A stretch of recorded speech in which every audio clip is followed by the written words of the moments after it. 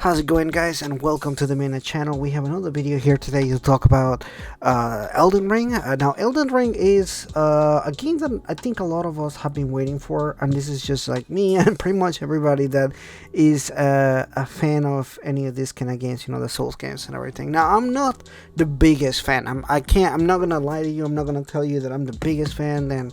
But I have actually played all of them. I played Dark Souls 1, 2, 3, Sekiro, which is one of my favorite ones, and Bloodborne, which is my other favorite one. So I actually like more of the other Souls games that is not actual Souls, more than actual Dark Souls, which I still enjoy them. It's just like the vibe of it and everything is just different. And I like the difference and everything. I like what Bloodborne did for the Soul series, and I also like what Sekiro did for the series, which is entirely different.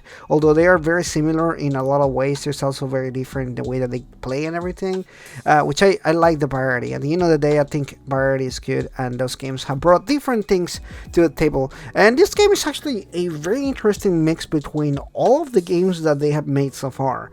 And I know you probably heard this from a lot of people, but it is true. It is an interesting game because it takes things from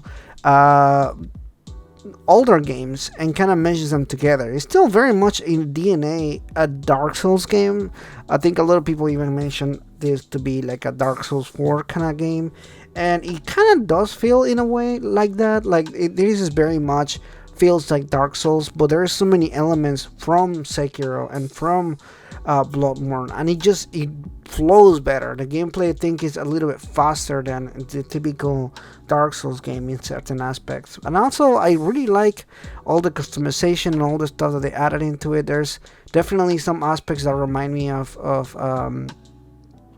Sekiro, like the jumping and and there's kind of like a stance meter in a sense at times, and that is also cool. Now I'm not very far into the game. The gameplay you're seeing here is within like the first 5 hours of the game, and I might be playing about 11 hours so far. So it's not like wow, like like a massive amount of time in a game like this. But I think I had enough to kind of give you my impressions on the game and kind of how I feel about it. I actually really like this game. I think that they done some interesting changes to keep the game feeling fresh and different, but at the same time very similar to many of the other Souls games. Like I said, I also think that this game looks really good. It reminds me a lot of Sekiro in a lot of ways on the graphical side of things. I don't think it looks better than Sekiro, but I do think that it has its own style to it, which looks really good.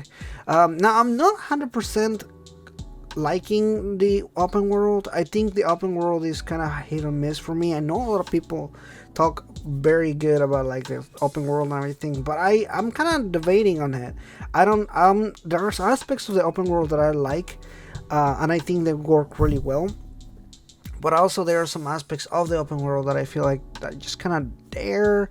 I don't know. In open world in general, I don't think it works for every single genre. And this is gonna be like, I feel because it's so massive and big, it's gonna take a while for me to kind of decide whether at the end of the day I like it more than I hate it or something like that. Because there are things that I actually do like like I like going, I like seeing enemies like far away from me, and being able to kind of prepare on time and everything like that.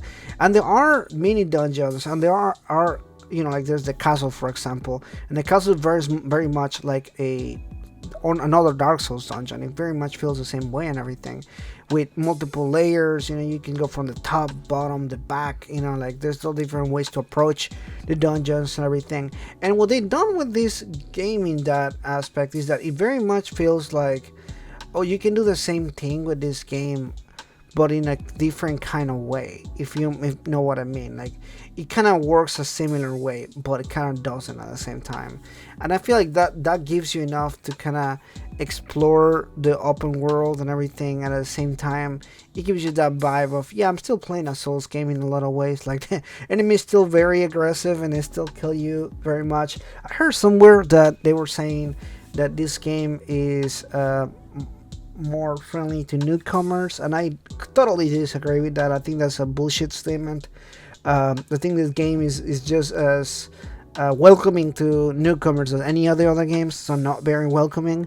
Of course, this one actually kind of takes the time to explain certain things, and maybe that's what I mean by welcoming to newcomers, because this one kind of does take more time to explain to you certain aspects of the game, although other Souls games kind of leaves you more hanging as far as like, oh yeah, you can do this.